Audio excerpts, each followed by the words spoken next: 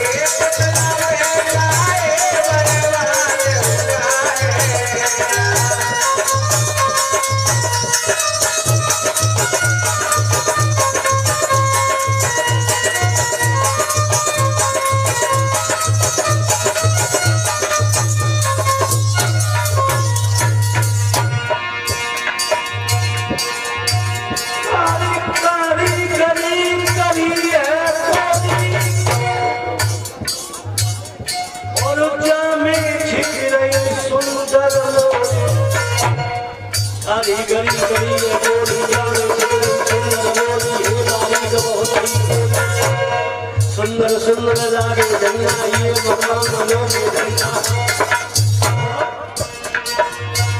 और श्वासों के लिए अरे सदा जमी जबई बना हुआ है।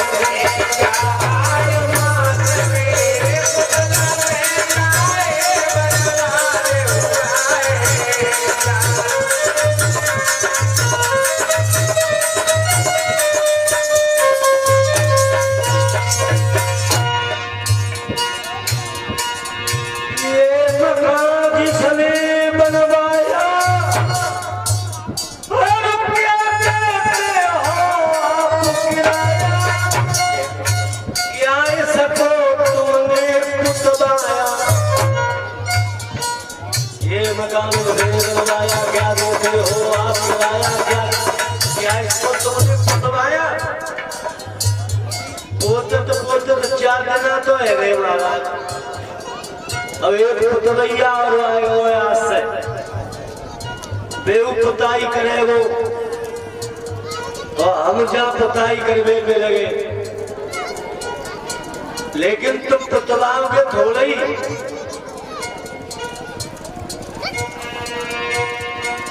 तुम तो भाई कारो और करोगे पी के सुलपा।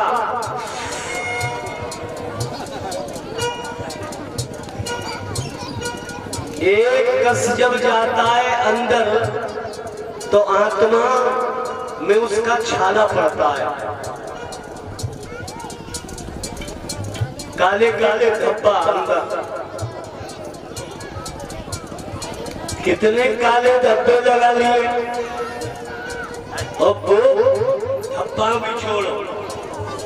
अब तो लोग ऐसा पान करने लगे। अब ये चुनाव चल रहे कछु कछु लोगों ने तो बड़े आनंद की गुजर रही है। गिलासों में जो डूबे भरे जिंदगानी में और हजारों बह गए बंदे बोतल के बंद पानी में।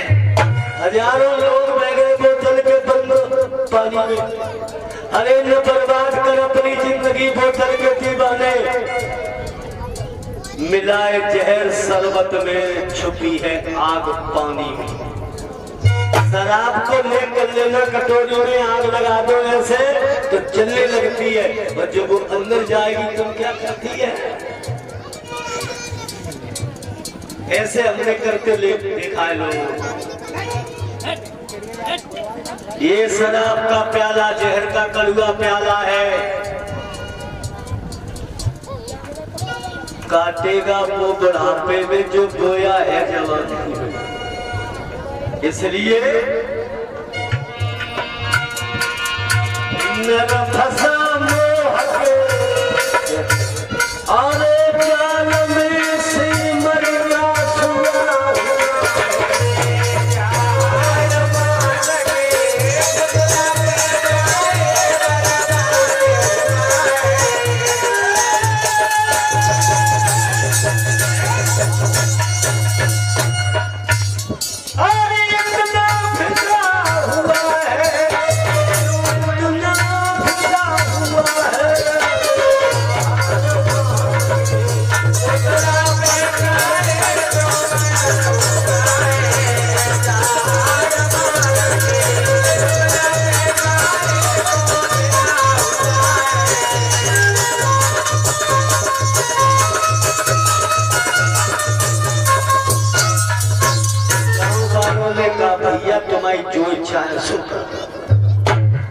आगे चले गए तो सामंतक नाम का एक चोरों का सरदार था, उनके कोई संतान नहीं थी।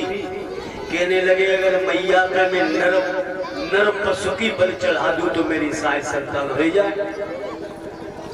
घूमत घूमत आ रहे, ढूंढत ढूंढत कोई पागल मिले तो जय मिल गए। जाके गन्ना पहुंचा दिए काली मैया के दरबार में, नहाए धुलवाए, भोजन करवाया और कहा कि आज तुम्हारा बलिदान चढ़ेगा। क्या? हाँ, मैया के दरबार। अब ये कह रहे मेरा क्या चढ़ेगा, इतने बड़े शरीर में से इतना हिस्सा चढ़ जाएगा तो मेरे ऊपर क्या प्रभाव पड़ेगा, तू मर जाएगा। हम तो कभी मरते ही नहीं है। पागल है, बिल्कुल पागल है।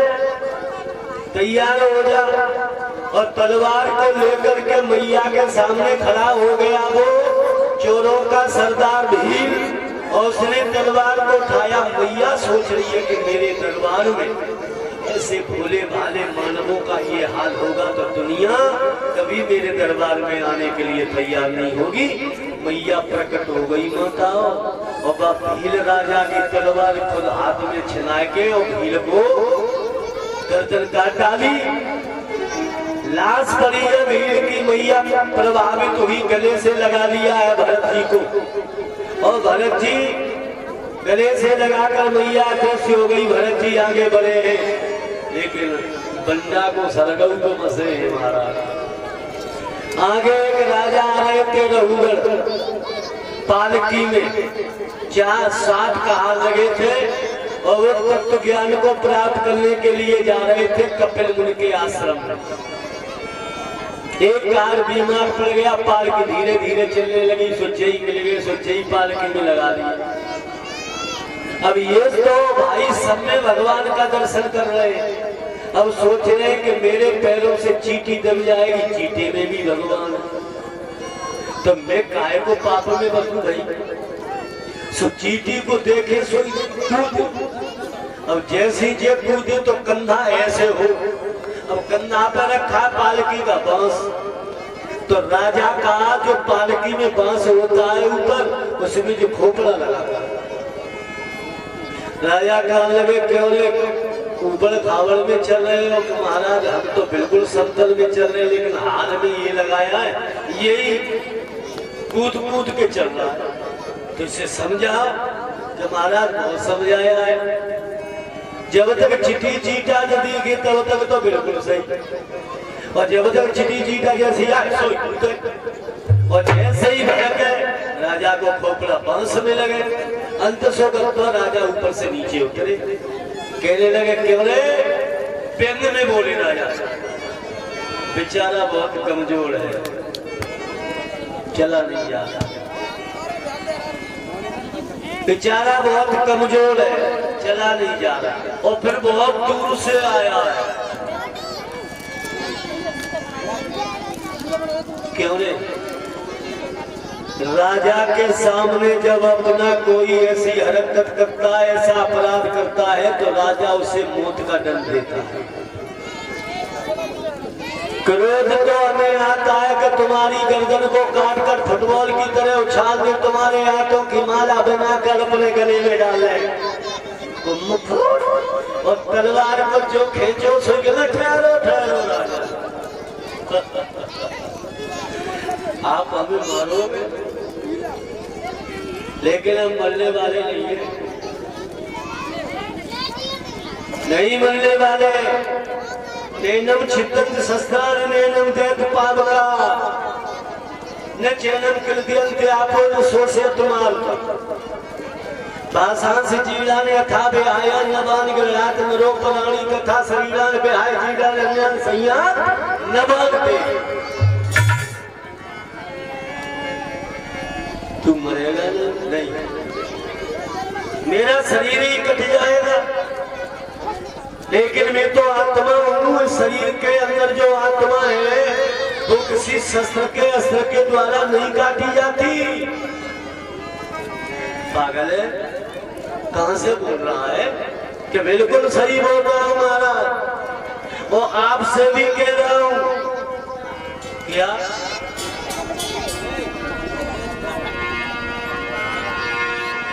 कि अफसोस